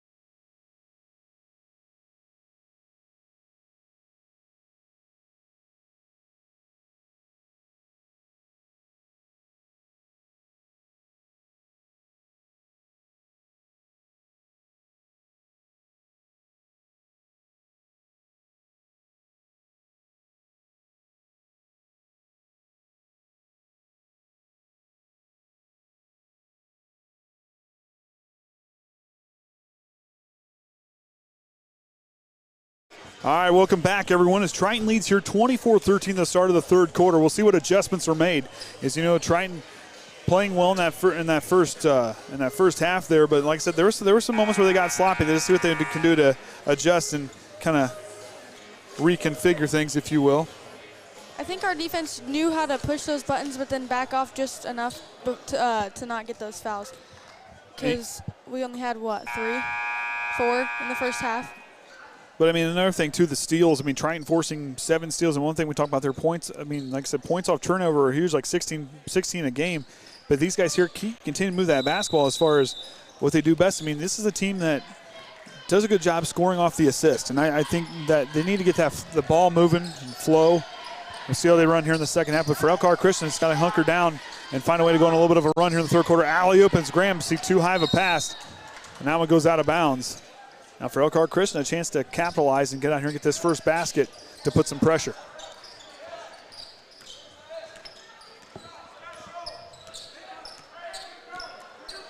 Hibbert now past the half-court line.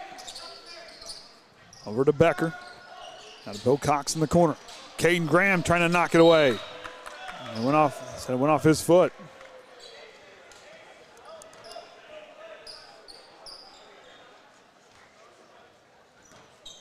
Elkhart Christian hangs on to the possession.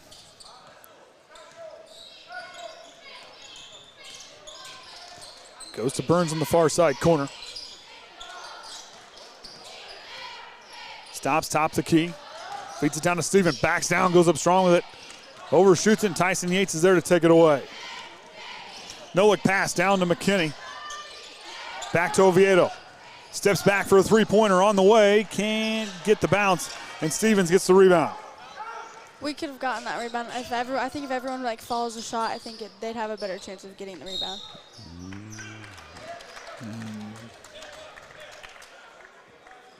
Fouls on number 10, Ashton Oviedo. That's his team's first. So at least his foul situation's not getting into effect as it did last night.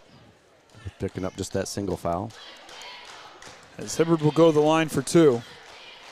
This is their second trip to the free throw line. Haven't quite been able to connect yet.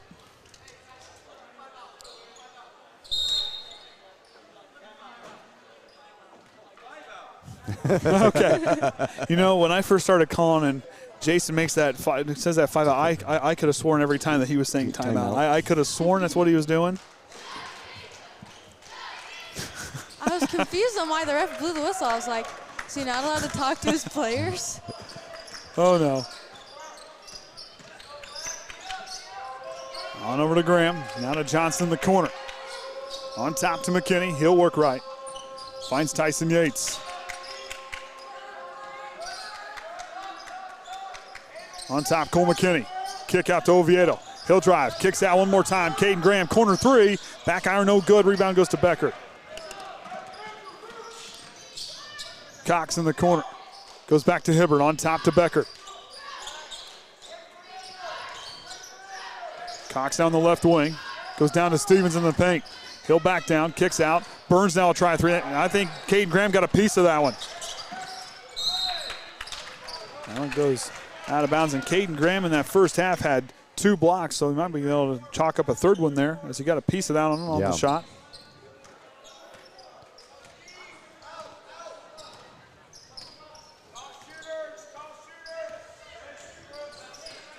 Oviedo up, finds Graham, threads the needle, goes up strong. A nice job by Kaden Graham. The concentration, the patience with the up fake. Now to Burns, past the half-court line, on over to Hibbert.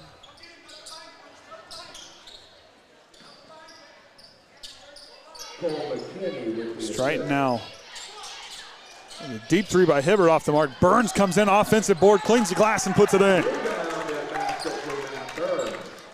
Yates, high pass to Kaden Graham, pulls it back. Got away with the travel. Tips it around. Oviedo down the paint. Leaning through. And a foul call.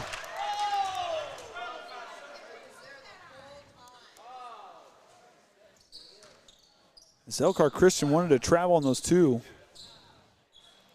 I think Graham's where they were probably going to say where it wasn't travel. He still hadn't established possession yet. Yeah, as he was getting contact. As where I kind of think where you saw that Oviedo kind of leaned in. Like I said, I'm not an official, so. And when they're that quick, it's so hard to. I mean, it's not like the NBA where they're taking 5 steps and there's 10 steps and not even calling it travel. Oviedo again gets that one to go. Perfect on that trip. 88% on the season. Stevens down the corner. Working against Cole McKinney with the nice defense.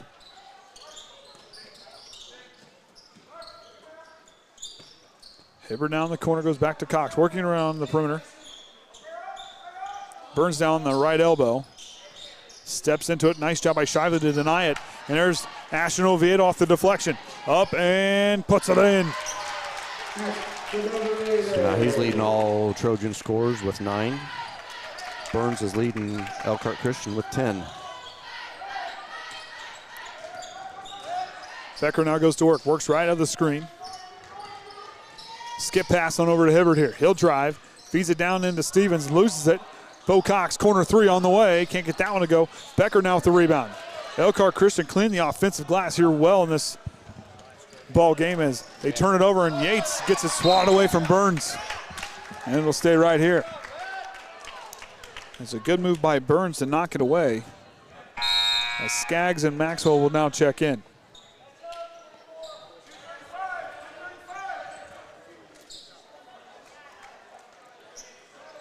So Yates goes to inbound. Finds Shively. Shively leaves it for Oviedo. Top the key. Finds Shively down the corner. He'll go baseline. Goes up strong, gets it knocked away by Burns. Becker down the left wing. He'll drive. Leaves it back in for Maxwell. Tipped around. Yates fighting for it. Then takes it away. Yates up the floor. Fakes the pass, goes up strong at the left, right hand, and puts it in. Leads up to 16 now for the Trojans.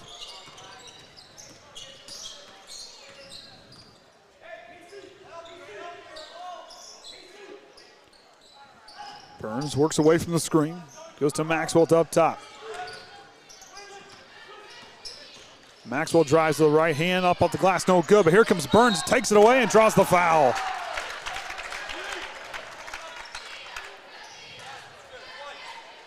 That foul's on number 20, Cole Shively. That's his team second. You know, Andy, we talk about how important those rebounds were, but you see right there, Elkhart Christian is the hungrier team on the glass here tonight. They follow their shots immediately. They go straight to the basket, and I think that's one thing the Trojans can learn and grow over this week, is just to follow their shots, and if they don't score, then get those offensive rebounds. McKinney now on the high post. Goes to Johnson in the corner. Three-pointer on the way, off the mark. Everett gets the rebound. Becker kicks out to Burns from the corner. Can't get that one to go. Johnson gets the rebound. Good box out by Bruce. Up to Yates. Now to Johnson, three-pointer on the way. Puts it in. Big shot, Bruce, from beyond the arc. Gets him up, still behind Oviedo, but he's got 8, tied with the Yates.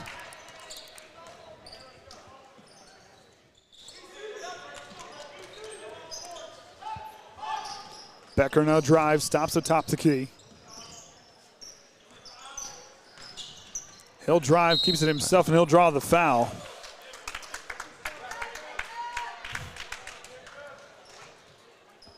Foul's on number 24, Tyson Yates. That's his second, team's third. So after this first free throw, a lot of players are going to be checking in.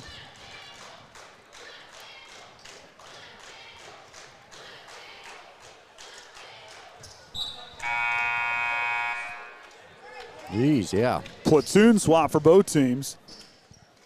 Substitution, first for Elkhart, number 12, L.J. Bevere. So Bevere will check in. Number 12, Maxwell, well, thought was checking in. Stevens checking in, and now Bo Cox will check in. And West Taver, Connor Large, and Kaden Graham, the 5, checking in as Oviedo and Yates and Johnson get a break.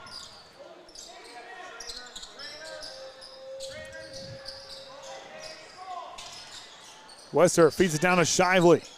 Goes up strong off the glass, can't get it to that one to drop. Burns now with the rebound.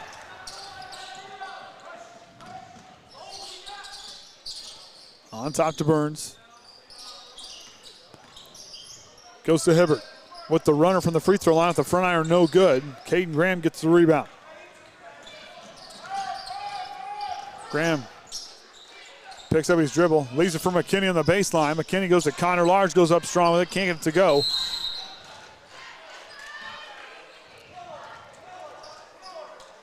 We're going to foul call here.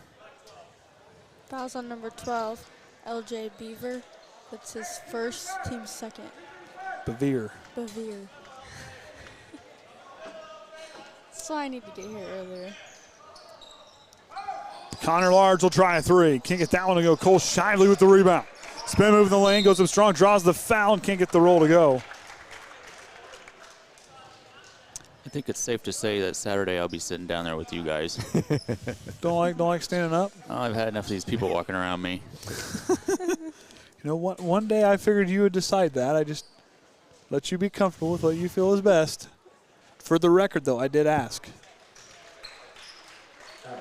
He's not going to respond. The viewers will just have to put up with the camera bouncing. Well, it'll be all right.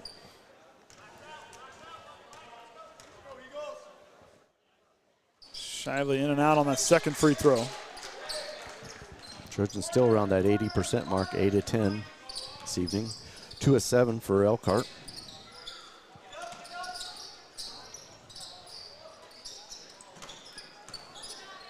Hibbert with a concentration off the mark on the three-pointer, and Shively goes up, gets the rebound, but I think we're getting over and back on the Trojans. Fouls on number 20, Cole Shively. It's his third, team's fourth. Number 20, Shively. Hibbert now goes to inbound. Yates will check in. Shively will come out.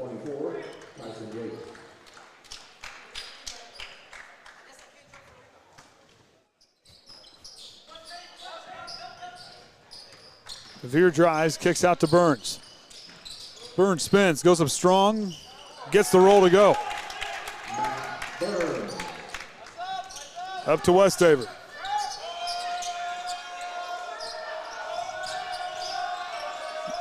Yates goes to Graham. Corner three on the way. Can't get that one to go. Burns with the rebound. Eagles continue to clean the glass well. Yeah, 29-21 on those rebounds. To Hibbert on the right side. Cox goes to Bevere.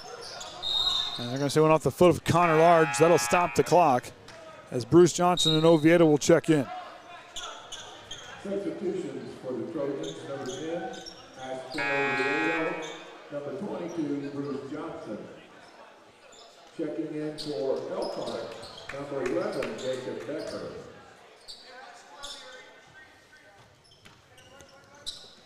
Back on top, Cox goes on over to Burns. Looks back to Becker, he'll drive in the lane, feeds a nice feed down to Stevens, but can't finish at the rim. And Oviedo there to get the rebound, 30 seconds to go. Triton's gonna slow it down and try to hold for that final shot.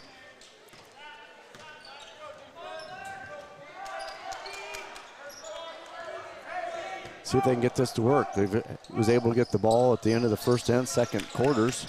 I don't believe they got them to score, so see if they can get this set to work. Yates for three. Can't get that one to go. Tipped around. Burns now has a chance. 5 seconds. He'll drive. Three seconds. At the buzzer off the iron. Stevens can't get it to drop. That'll do for the third quarter. 36-21 is our scores. The Trojans putting up double digits yet again here tonight in the quarter. Yeah, every quarter they've got, first one was 10-8, and then they put another 14-5, and then this third quarter 12-8. You just can't get anxious because they'll pick up on that. You know, in this group here, you know, trying to find a way to hold for that final shot. They've been 0 for 3, I guess, on that as far as that's win. But this is a group, like I said, they're going to make the adjustment. We'll see how they do coming out of the to start the fourth quarter. You know, in Elkhart Christian, they're still hanging around. They're down 15. They just get a few of those shots to drop. We're talking about a completely different ball game. Through the schedule up there, you kind of see where we're getting through there. You can see we're just over halfway through this season. So we said here on Saturday at North Judson, that'll be a triple header starting with the freshmen at 5 o'clock. Then next Tuesday, Argus. Then on the road down to Caston on that Saturday afternoon, which has to do that because that night is girls sectional championships. And then we'll be back home for the next 3, Trinity, LaVille, and Rochester. So if you're caught there between games, we played the sectional tournament draw. For the girls? For the girls. I didn't think about people maybe confused by that. Well, we watched it live, Orion, so. Oh, but this is a boys' game, so. Yates takes off. Cruise control up and in.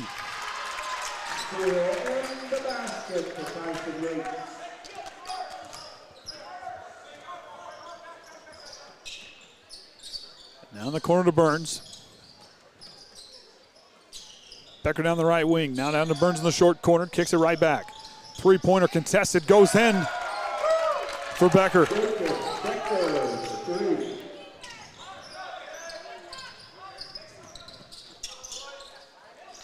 Now Johnson with the skip passes. They'll work that one back and forth. Down to Yates, but here comes Hibbard with the hustle play to knock it away. Eagles not backing down. Goes to Burns now. Down to Stevens. Backing down Connor Large, goes up off the glass. Can't get that one to go. He's down the right wing, skips it across to Bruce Johnson.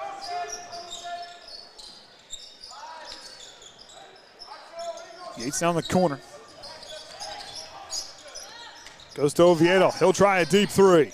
Can't get that one to go. Burns gets the rebound.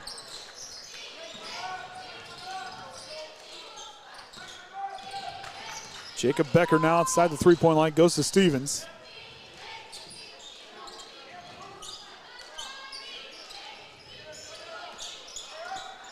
Now down to Burns, knocked away by Connor Large. Will get a foul call. Fouls on number 33, Connor Large. That's his first, team's 5th.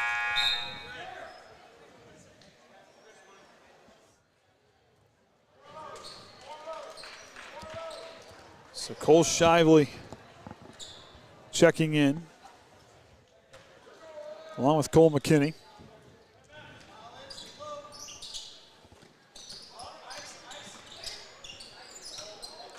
Feeds it down through. Yates is there to take it away. Walks a tightrope as he steals it away. He'll take off in a hurry down the floor, coast to coast, up and in. See? It's a thing. John's got earbuds in. We think alike. Burns denying him.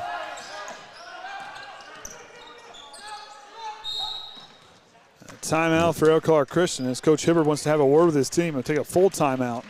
You know, one thing I noticed down here, their defense is very good at like shifting and working around those screens and like getting, like switching to where if there is a screen, they just switch defenders. It's very smooth. Who's that?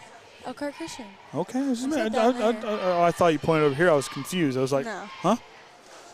So, you know, and like I said, if you're down there, if your coach grows, you're talking to these guys, you know, they've played, I mean, they're playing hard. I mean, they're not backing down there. They're keeping their foot on the gas. I mean, rightly so, because Elkhart Christian, a team that puts up around over 50 points a game. I mean, this is a tough team, and you know, and I think Triton's played well to that point. You know, Elkhart Christian just not getting those shots to drop. No. As that's been kind of the woe for them here tonight. Yeah, just 19% inside the arc, 5 of 26.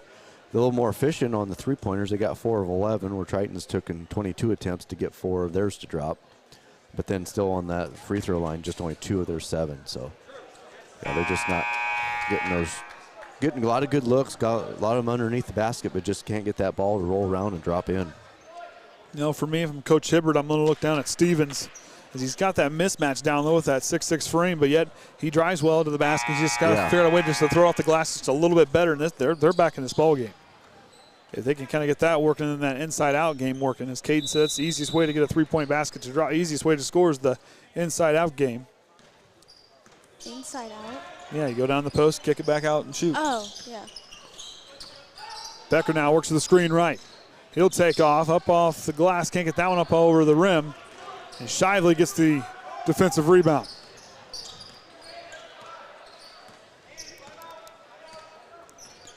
Oviedo works away from the screen, stops. High post jumper on the way, can't get the roll. Stevens with the rebound.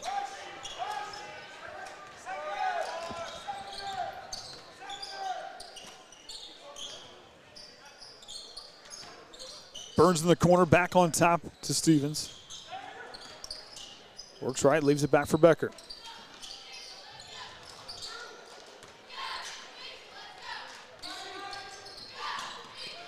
Triton moving with Elkhart Christian well here on defense. Burns pull-up jumper from the baseline, can't get that one to go. And Cole Shively gets a back-to-back rebounds down the floor.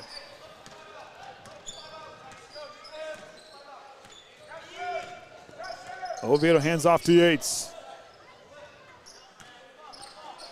Hibbard trying to hang with Oviedo. Shively down the corner. Down to McKinney. To Tyson Yates. Shively rotates to the top. Yates will drive in the paint. Pull-up jumper is good for Tyson Yates. 14 points for Tyson, tying Burns on Elkhart Christian. Burns down the left wing. He'll drive. Sees the crease, goes up, draws the foul, and one opportunity coming for Burns.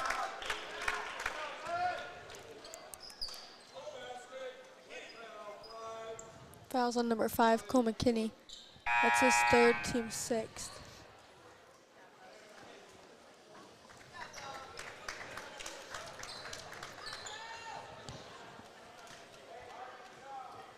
Burns with the line earlier, his only attempt, and did not get it to drop. Burns gets that one to go. We'll see what the Trojans do here back on offense. Leading by 15. On to Johnson. Sees the floor well, finds Tyson Yates. He'll drive. Kicks out to Shively in the corner. Shively spins out of trouble, go baseline. Nice feed down to Cole McKinney. Back to Oviedo all by himself for 3. Puts it in, the inside-out game. Nice job to initiate with Cole Shively finding Cole McKinney with a nice pass. And that really set up Oviedo up for all by himself straight away for that three-pointer. Oviedo shook his head there. I wonder if he didn't think that was going to go in or what. Couldn't believe it went in, I guess. Well, that's you because I didn't see it. I was zoomed in. Oh, there you go. Magnified. Becker down in the corner. Oviedo got a hand on it. Finds Stevens down low, works that one off the glass and good. 3 minutes to go in the ball game.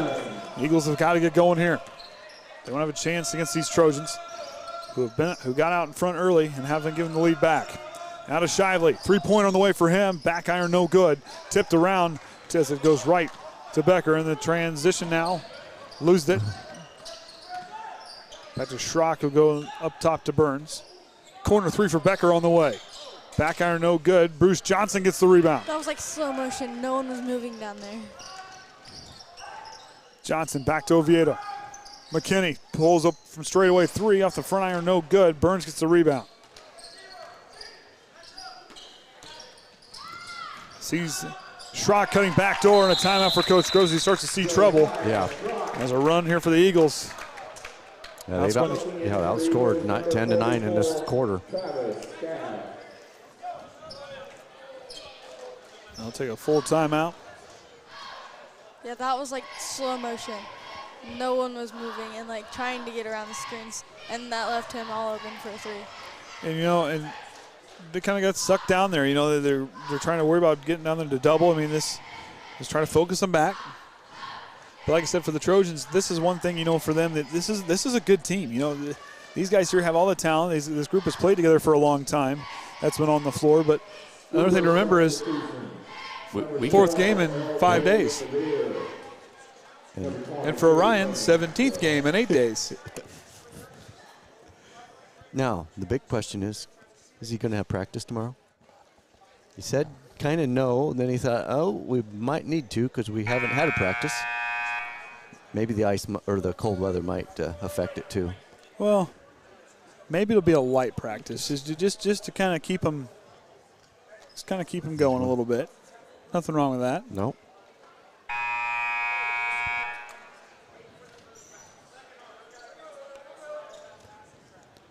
So later this week, you get down to with North Judson. It's another one of those home and homes. At the Friday night, be down at North Judson for the girls varsity, JV and varsity. Get to see the new Jumbotron down there in the basketball arena. Have to see how it works. At North Judson? Yep. Have to see if I can make it work to get down there with you guys. And then Saturday, we'll be back up here with the North Judson boys.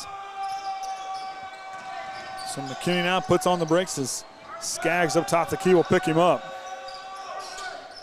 Now to Oviedo. To Tyson Yates for three. Puts it in, Tyson Yates. 17. Basket off the assist from Ashton Oviedo. Here comes the platoon swap for the Trojans. Maxwell goes to Schrock in the corner, and Schrock will fall to the floor, regains his balance. To Avere. And Yates there to intercept that one. Platoon swap. That's a new one. Haven't heard that one yet. Andy says that. Andy says I said that about all every the guy. time. I said that one all the time. That's a normal term for me. I have not heard you say it this year. Oh boy, we're gonna.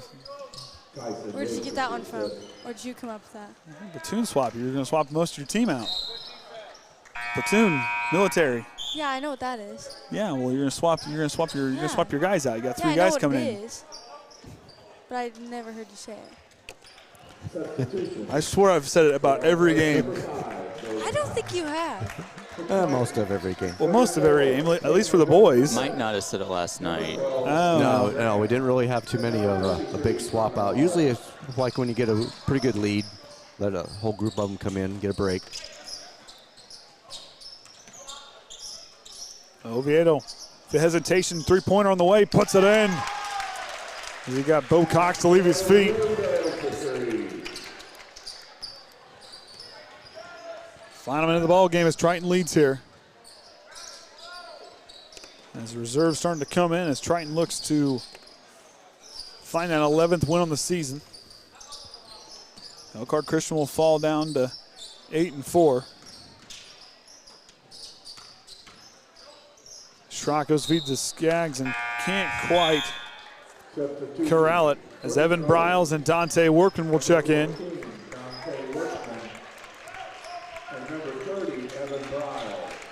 Which those two guys have had a pretty good workout too on that JV squad.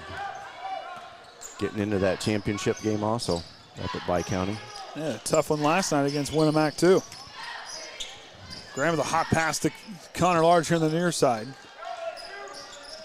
Triton just working around to use the clock as Bevere going to guard Chandler Westaver. Goes to Briles, back to Westaver. Westaver loses it, over and back. Have you lined up interviews yet? I was going to ask the same thing. You told Jason last night. I told Jason I would do it since I skipped the last two. I'm not worried about players. Oh, I was going to say we should interview Large since he got that Hawkins award. Oh, I don't care. And that'll do it, trying to win 53-31. I really wasn't prepared for player interviews tonight. Okay, we'll save it till Saturday.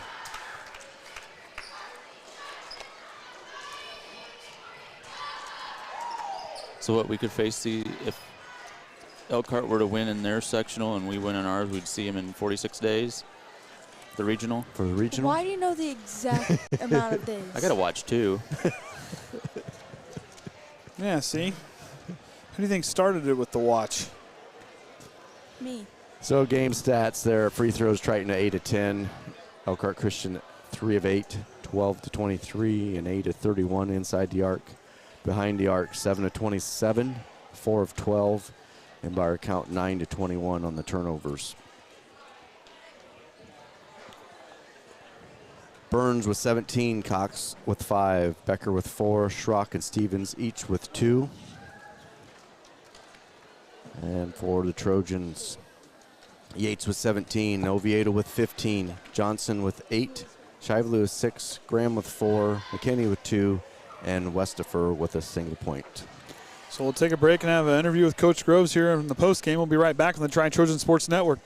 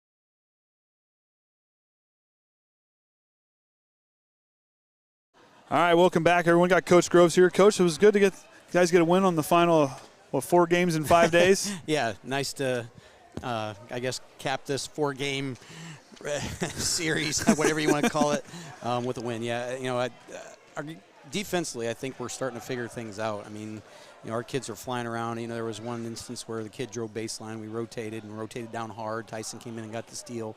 That's how you got to play defense consistently, because that's going to be consistent night in and night out. I think tonight we kind of had a rough night shooting a little bit. I credit their physicality. They were physical. They were a really physical team and did a nice job, jumping out on screens. They didn't let us get to the paint easily, which kind of surprised me a little bit. They did a nice job with that. So, but got to give our guys credit. I thought we defended. The Burns kid makes a difference for them. Yes. He hasn't been playing. He's been out for. He played, I think, in their last game. Okay. But he's been out for a while, and with him, they're a different team. I mean, he kind of makes them go and does a lot of things for them. So, he's a nice player. And then you go back to, like you said, to go back to defense. I mean, the guys seem to start. The flow of defense is starting to be better as far as how they move. That they're starting to communicate and move a lot better. And then I think they're starting to realize that that's creating opportunities down here on the other end. Because I mean, your guys are average about 16 points a game off turnovers. Yeah. I mean, the guys get that figured out. That's making me more dangerous. Exactly, and that's what I told him. Your defense leads to offense, and I think some of the guys are starting to realize that and figure that out. And we're good in transition. When Tyson can get a steal and get deflection, he's so fast. He gets to the bucket before anybody. So, like I said, credit to the kids that they're going to come in after a 4 games in a row and defend like they did tonight. This team's a good team. They've been playing well and playing with some teams, and so it was nice to just come out and see, lock them up defensively. And, even though I thought we did struggle a little bit offensively. And like I said, did struggle a little bit offensively. I kind of saw a little bit in the second half there against Winnemac last night.